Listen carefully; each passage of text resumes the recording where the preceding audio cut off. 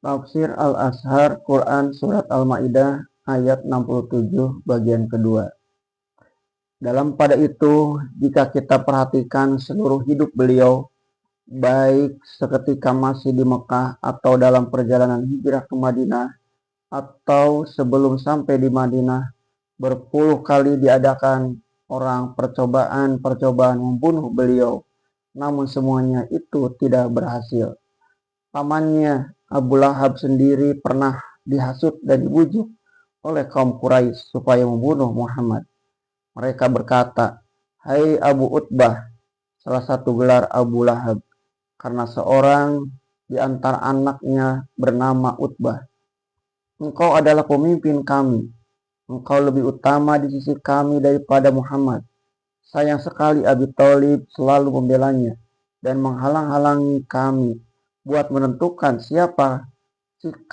sikap kepada Muhammad. Kalau engkau yang membunuh Muhammad itu, Abi Thalib dan Hamzah tidak akan berani buka mulut. Dengan demikian engkau terlepas dari tuntutan darah, dan kami semua akan membayar diat dari engkau akan tetap dipandang sebagai pemimpin dari kaummu. Mendengar rayuan demikian, Abu Lahab lupa diri lalu berkata, "Saya akan kerjakan sebagaimana yang kamu minta." Karena jawabnya yang demikian, semua bergembira ria dan semua memujinya, dan namanya disanjung-sanjung dalam upacara-upacara yang diadakan. Dikatakan bahwa dia seorang yang setia mempertahankan agama nenek moyang yang telah dirusak binasakan oleh anak saudaranya. Pada suatu malam turunlah Abu Lahab dari tempat dia mengintip.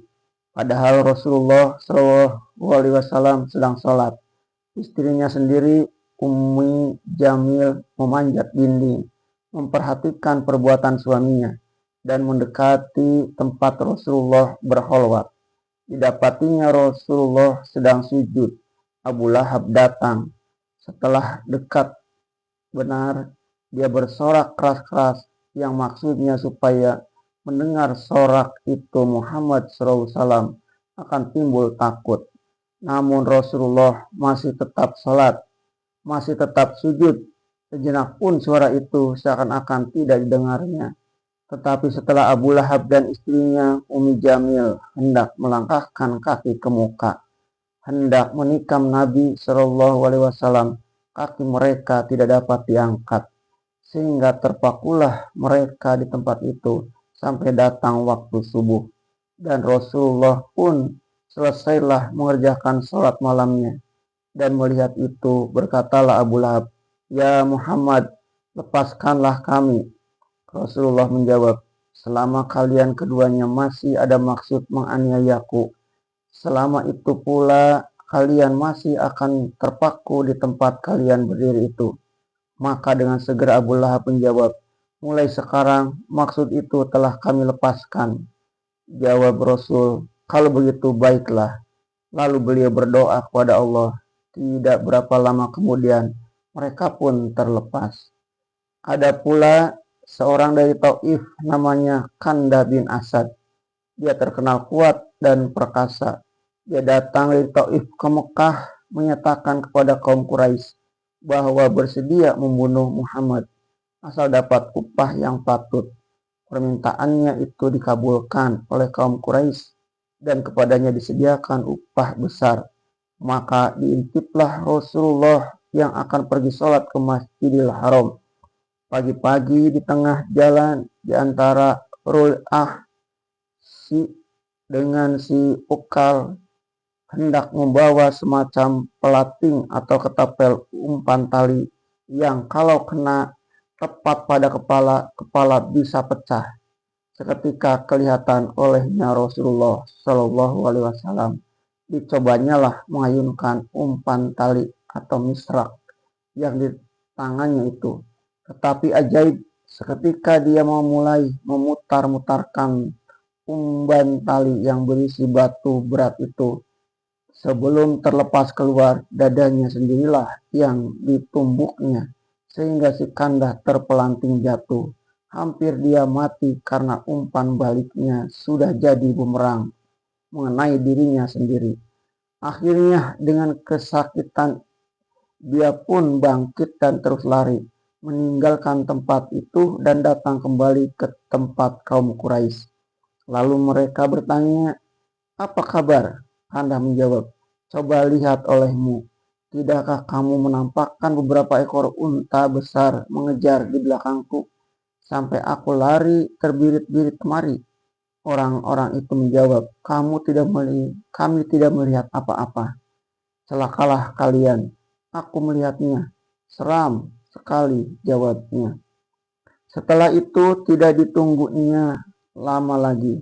Si Kandas pun lari dan lari terus sampai kembali ke Taif. Sampai di kampungnya dia diejek orang, dikatakan pengecut, besar mulut. Dia menjawab, "Saya tidak menyalahkan kamu, sebab kamu belum mengalami yang aku alami." Hal-hal begini banyak bertemu selama Rasulullah Shallallahu Alaihi Wasallam berada di Mekah. Setelah beliau hijrah pun berturut-turut, kita telah melihat bagaimana Allah melindungi dia dari mara bahaya manusia. Orang telah bermufakat hendak membunuh dia pada malam dia hijrah itu. 100 unta disediakan Quraisy bagi barang siapa yang berhasil membunuhnya, sehingga rumahnya akan dikepung malam hari dan akan diserbu sedang dia tidur. Tetapi di saat yang amat penting di tengah malam, kira-kira di antara pukul 1 dan pukul 2, semua yang mengepung itu mengantuk dan tertidur. Di waktu itulah beliau keluar rumah dengan selamat dan tempat dia tidur digantikan oleh Ali bin Abi Thalib. Ketika mereka terbangun pagi-pagi, mereka dapati yang tidur di tempat tidurnya bukan dia, melainkan Ali bin Abi Thalib. Karena bukan Ali yang dicari, maka Ali tidak dibunuh. Beliau bersembunyi ke dalam gua di puncak Gunung Sur. Setelah beliau dan Abu Bakar masuk ke dalam gua itu, seekor laba-laba membuat sarangnya di pintu gua, sehingga ketika para pengejar hendak memeriksa gua, mereka mengundurkan diri saja, karena mereka lihat jaring laba-laba tidak putus, tandanya belum ada orang yang masuk ke dalamnya. Padahal kalau pengejaran-pengejaran itu menekurkan kepala saja sedikit, akan kelihatan orang yang bersembunyi di dalam. Sedang kaki orang-orang yang mencari itu kelihatan oleh beliau dan Abu Bakar dari tempat mereka bersembunyi.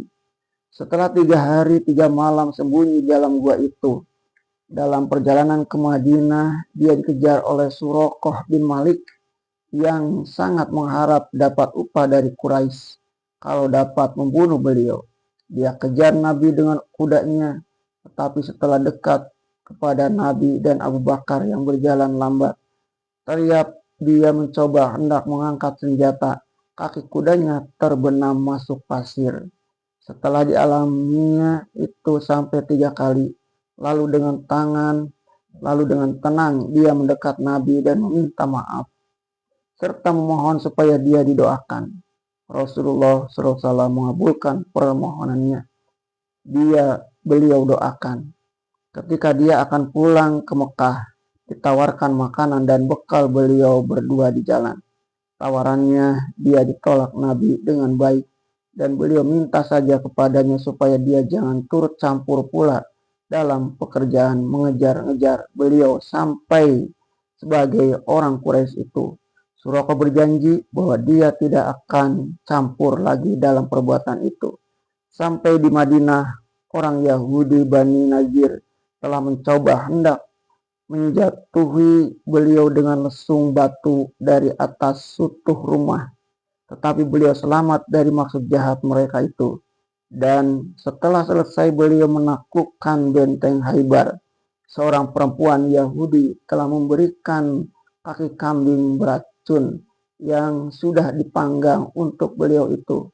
Itu pun beliau selamat. Dalam perang Uhud beliau sampai luka karena tempat beliau telah dikepung musuh.